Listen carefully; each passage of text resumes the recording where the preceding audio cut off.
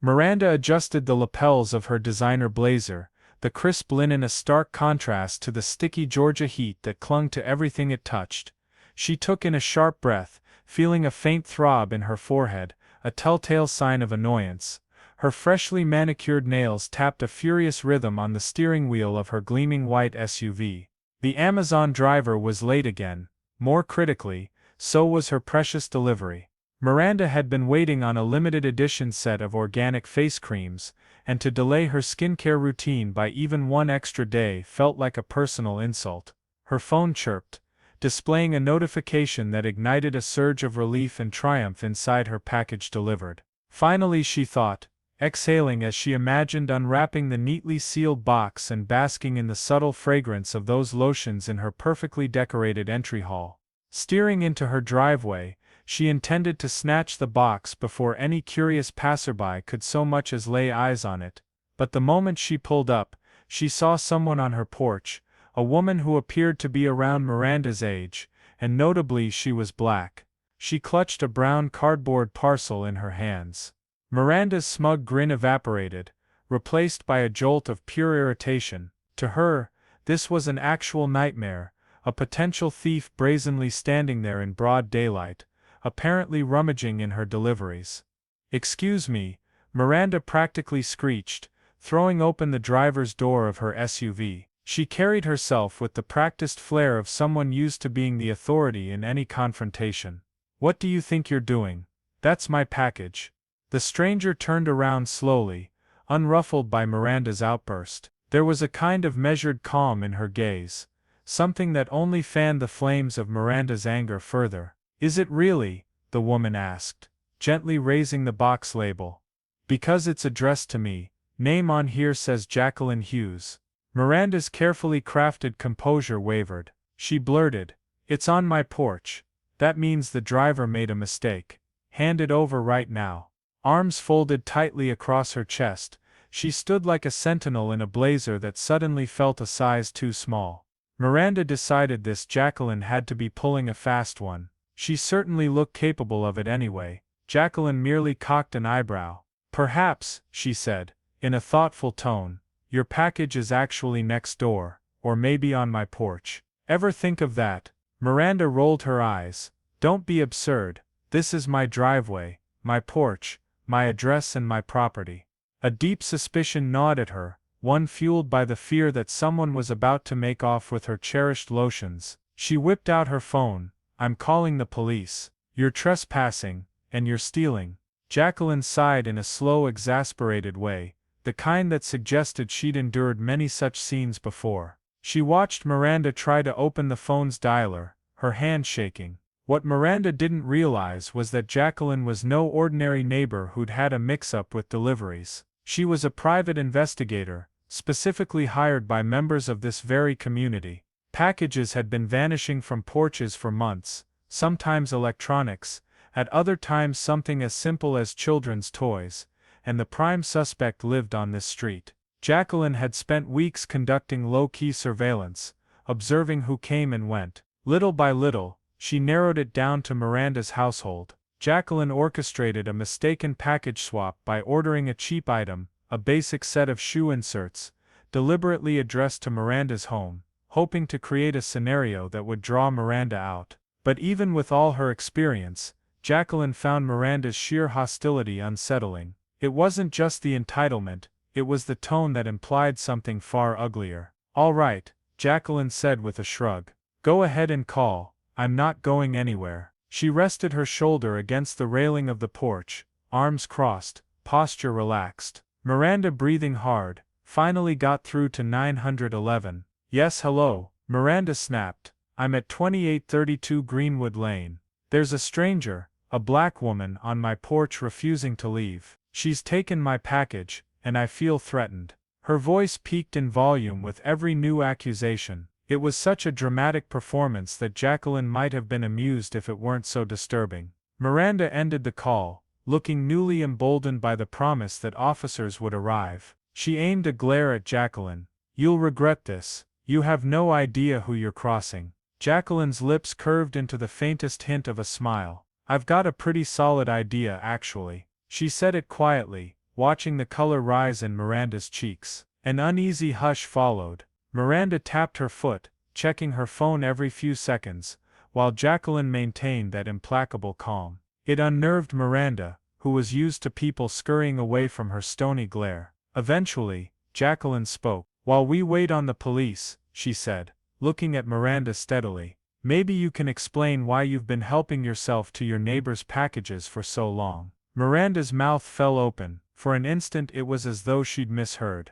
"Excuse me," she managed. "Are you insane? I've never stolen a thing in my life." Jacqueline's gaze didn't budge. "If that's true," she said, "then how would you explain the video footage that clearly shows you taking a delivery from the Parker family's porch? Or the tracker I placed on a missing parcel that turned up inside your garage?" A chill prickled over Miranda's spine. She tried to stammer a denial, but nothing coherent emerged. She pictured the comfortable existence she had cultivated, complimenting herself for her refined taste, hosting backyard barbecues, co-chairing the local neighborhood watch committee. The humiliation of being exposed as a petty thief? Impossible. She had banked on no one noticing if she occasionally helped herself to a random box. Maybe the neighbors wouldn't even mention missing items, chalking it up to shipping errors or porch pirates from outside. She never dreamed someone might gather real evidence. "You're lying," Miranda insisted. The words sounded weak to her own ears. "This is some elaborate scam. You planted that package yourself, didn't you?" Jacqueline raised one shoulder in a small shrug. "I simply placed an order for something that wouldn't interest you, just enough to see who might pick it up." Her gaze flicked to Miranda's phone. "I guess it worked better than expected."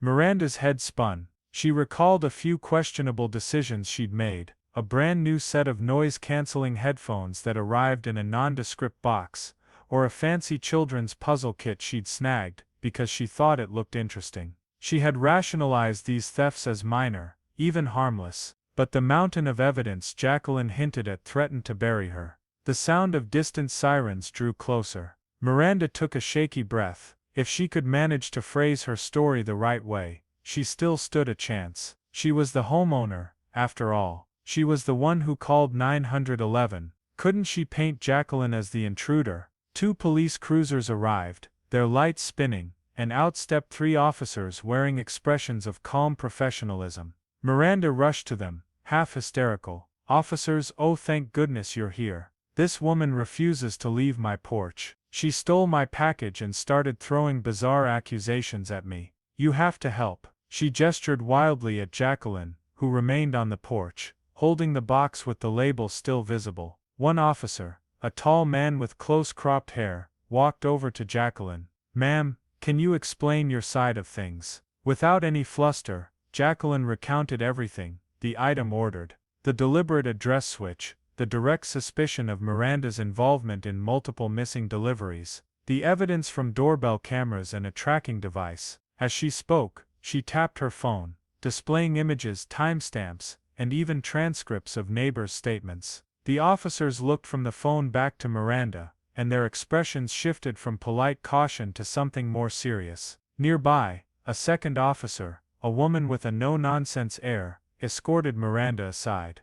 "We'll need to check your property, ma'am, particularly your garage, to see if any stolen items might be there." Miranda blanched. In that moment, she realized how thoroughly cornered she was. She'd expected to be the one giving accusations, not the one receiving them. She tried to come up with a convincing argument, but her mind was a jumble of half-lies and outrage. One of the other officers returned to Jacqueline. After reviewing the images on her phone and matching the addresses, he turned to his partner and gave a slight nod.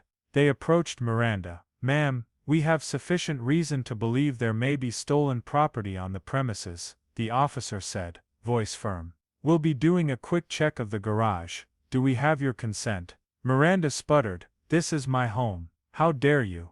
I mean, this is all a big misunderstanding." "She's lying."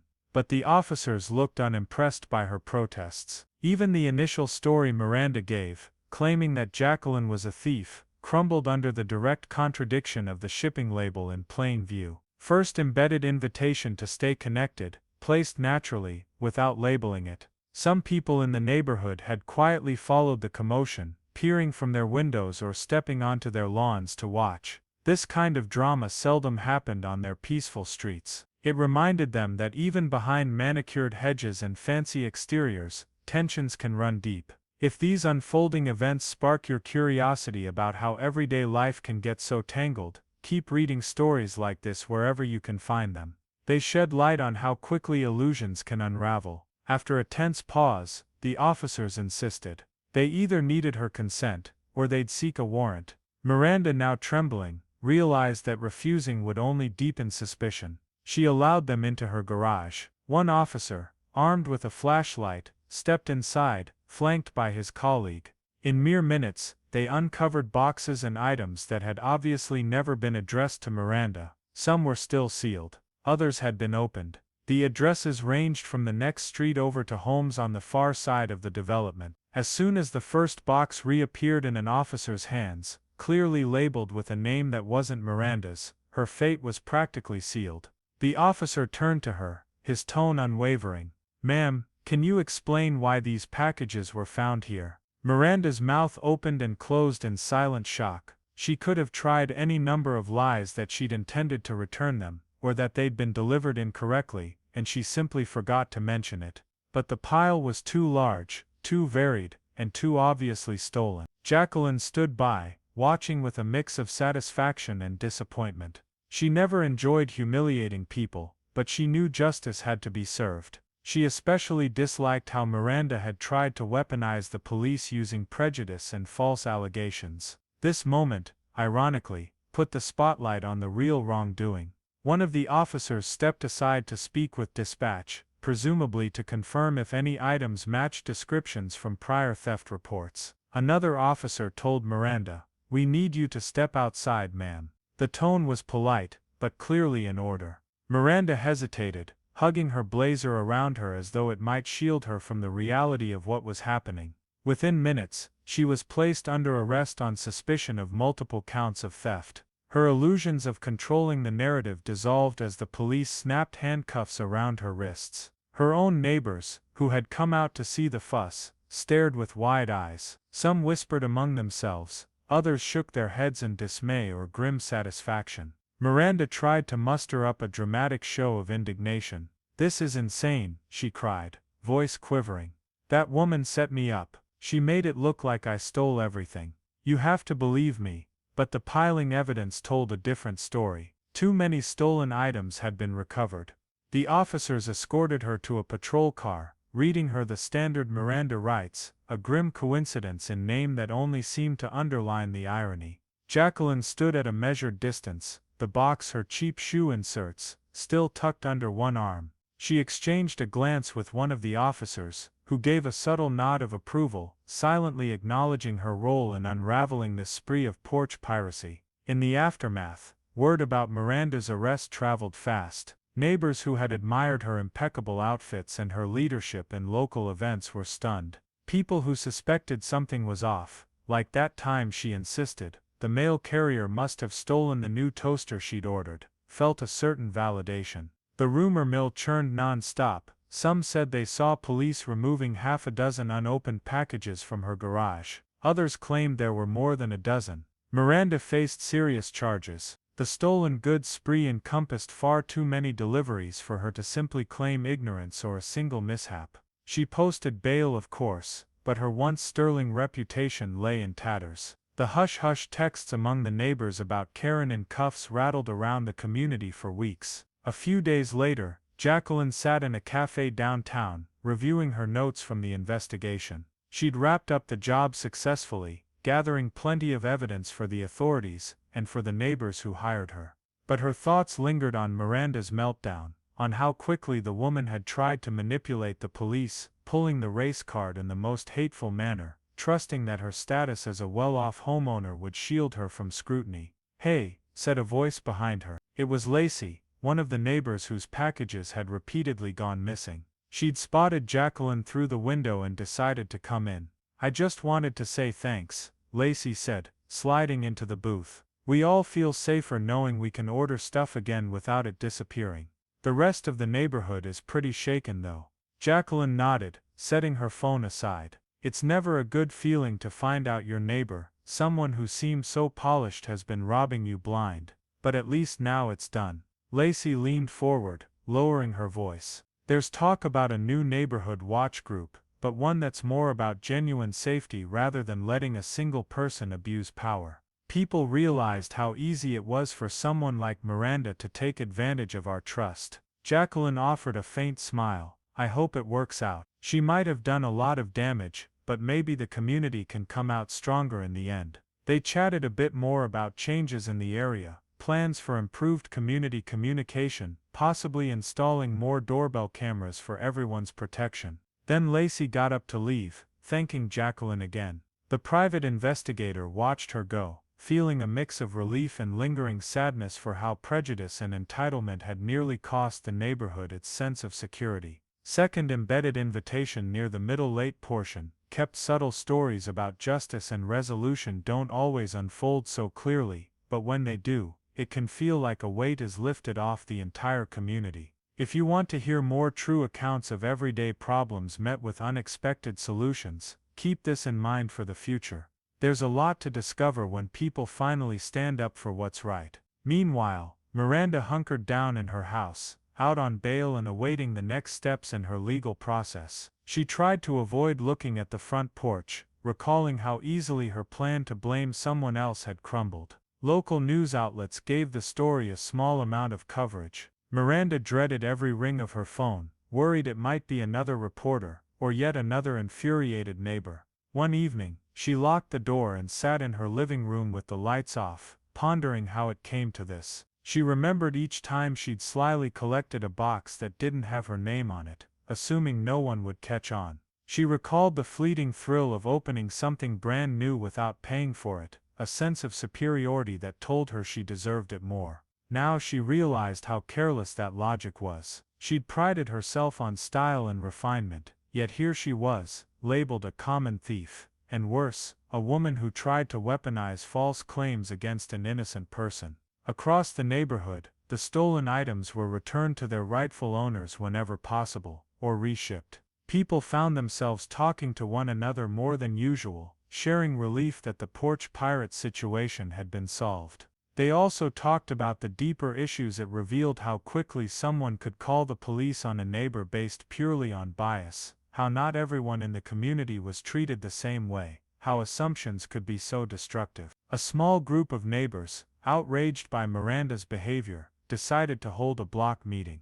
They wanted to ensure that in the future, no one else would suffer a similar false accusation. They invited local officers to speak about what to do if you see suspicious activity, emphasizing that 911 calls shouldn't be made frivolously. The officers welcomed the chance to educate. "Look," said one of the officers who had responded that day, standing on a small porch in front of the assembled group, "it's our job to help people who are in real danger. But it's also our job to protect innocent folks from being falsely blamed. We all have to be careful about jumping to conclusions, especially if it's influenced by how someone looks." For many it was a wake-up call that forced them to reflect on prejudices they might not have realized they harbored. A sense of unity formed as they resolved to watch out for each other in constructive ways. They created a group chat to confirm deliveries, to let each other know if a package was left at the wrong address, and to avoid letting prejudice dictate their actions.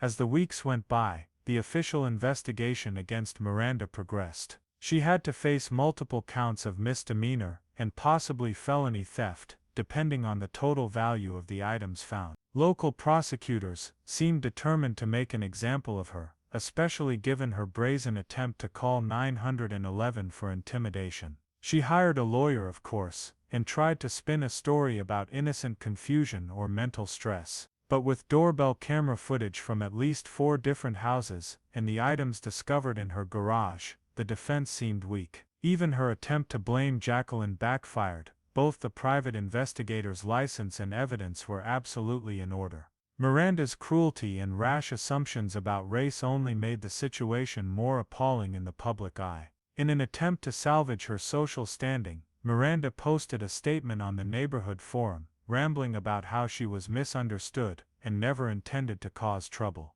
The reaction was a collective eye roll. People posted screenshots of times she'd threatened to call the police on neighbors for minor inconveniences, or singled out families who didn't fit in. That track record overshadowed any plea for sympathy. Jacqueline followed these developments from a distance, having wrapped up her involvement. She filed her final report, turned over the evidence, and was promptly paid by the group of frustrated neighbors who initially hired her. There was talk among them of hosting a small get-together to thank her, but Jacqueline preferred a low profile, politely declining. She'd done her job, and that was enough. Months later, as the case neared its conclusion, Miranda pleaded guilty to a reduced set of charges after negotiating with prosecutors. She would face probation, fines, and mandatory community service, with the risk of jail time if she violated any conditions. In a court hearing, she was forced to stand and admit to taking parcels that didn't belong to her. It was a humiliating moment for a woman who once considered herself above her neighbors, above all suspicion. The community, meanwhile, had grown more tightly knit in the aftermath. People were far more aware of each other's well-being. They opened dialogues about discrimination, encouraging everyone to share experiences. A new volunteer group formed to handle package deliveries for seniors, or anyone who might need help, ensuring no one would worry about stolen boxes again. Jacqueline was occasionally mentioned in these neighborly gatherings, though few had met her in person. Rumors circulated about how calm and collected she'd been when confronting Miranda. Some said she had the presence of an undercover detective from a TV show, but with a sense of fairness that the real world often lacks. Others pointed out that it took an outsider's perspective to shine a light on issues that had simmered under the surface for too long. In truth, Jacqueline had moved on to her next case. But every so often, she thought about the day on Miranda's porch, how swiftly Miranda tried to turn the police against her, and how sweetly satisfying it was when the evidence turned the tables. She hoped that, in the long run, Miranda might learn something about empathy and accountability, though she wasn't holding her breath. Back in the neighborhood, the overused phrase, porch pirate, gradually faded from everyday conversation, replaced by more welcoming gestures. The new normal involved neighbors frequently texting each other to say, "Hey, I got your package by mistake," leaving it at your door, or found something that might be yours. People who once rarely spoke began to bond over the realization that they all wanted a safe, trusting environment for themselves and their families. Near the end, weaving in a gentle invitation again. There's something uplifting about seeing a place recover from one person's deception, like a garden growing back stronger after weeds are uprooted. If moments of everyday justice and community spirit resonate with you, remember to keep an eye out for stories that restore your faith in people. There are more lessons to learn in these ordinary corners of life than you might think. Eventually, Miranda sold her home. The rumor was that her reputation had become too tarnished to remain. She relocated elsewhere, presumably hoping for a clean slate. Meanwhile, Jacqueline's name was mentioned off and on whenever new residents asked about the infamous porch package thefts. The older neighbors would nod knowingly, recounting how everything was solved thanks to one woman's unshakable composure and the willingness of locals to confront wrongdoing. The moral left behind was straightforward but powerful: prejudice, entitlement, and the reflex to call authorities over baseless fears can lead to a downfall. Acting with honesty and transparency can help unify a community and address deeper issues. In the end, it wasn't just about stolen boxes, it was about ensuring everyone felt safe from both petty theft and unjust accusations. Life moved on. Kids rode bikes down quiet streets, parents returned from work to find their deliveries waiting, secure in the knowledge that no lurking neighbor had taken them. People who used to keep their curtains drawn began greeting one another. And in the background, the memory of how Miranda tried to twist a situation with an innocent person into her own victim narrative remained a cautionary tale. In the broader scope of things, you could say the entire saga was a reminder of how quickly assumptions can backfire. Miranda believed she could co-opt the police and public sympathy with just a phone call. She'd presumed her wealth, her skin color, and her well-practiced air of authority would tilt the scenario in her favor. But evidence and truth won out. The neighbor she tried to frame was in fact someone far more prepared for a confrontation, and one who championed the neighbors Miranda had been stealing from all along. Sometimes, That's all it takes to shake up complacency. A single moment where the right person says enough. Then everything unravels, revealing the illusions for what they are. Not everyone in that neighborhood considered Miranda a villain from the start. Some had even liked her sense of style, or her involvement in the local social scene. But once the full picture came to light, they recognized that her charm was superficial, used mainly to hide her wrongdoing. This new self-awareness helped the community reflect on their own biases and become more watchful, not in a paranoid way, but in a supportive one. Jacqueline eventually wrote a short piece in a local magazine under an alias. She discussed the rise in porch pirates and offered tips on preventing petty theft, like installing doorbell cameras, forging stronger ties with neighbors, and learning how to handle suspicious behavior calmly, rather than with prejudice or aggression.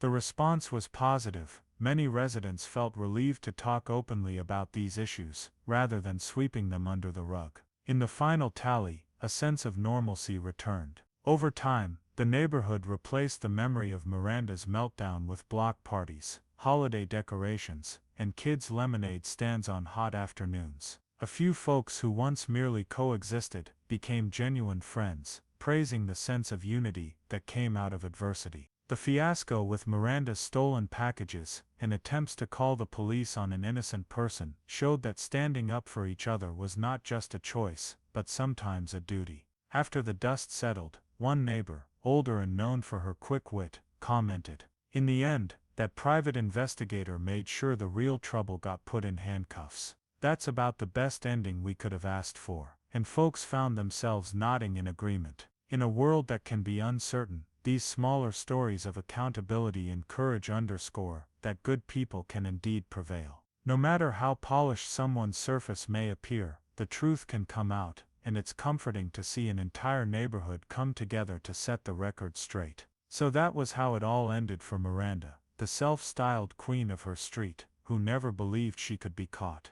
And for Jacqueline, the job was done, the check cleared, and she moved on to the next case. But her calm efficiency left a lasting mark. You never really know who's watching, or how your own biases might lead you down a self-destructive path. Yet perhaps the deeper lesson is that communities grow stronger when they confront wrongdoing head-on, whether it's petty theft or something larger. People are less afraid to speak up if they see how truth and fairness can triumph over intimidation. Even the reluctant ones realize that maybe the best way to keep a neighborhood safe wasn't by placing one person above suspicion, but by respecting each other enough to communicate openly and share real evidence when lines get crossed. In the end, the story of the stolen Amazon packages became something of a legend in the local area, retold with slight embellishments at barbecues or on social media. Some folks rolled their eyes at the memory of Miranda's meltdown. Others took pride in how their small community overcame a stressful situation by banding together.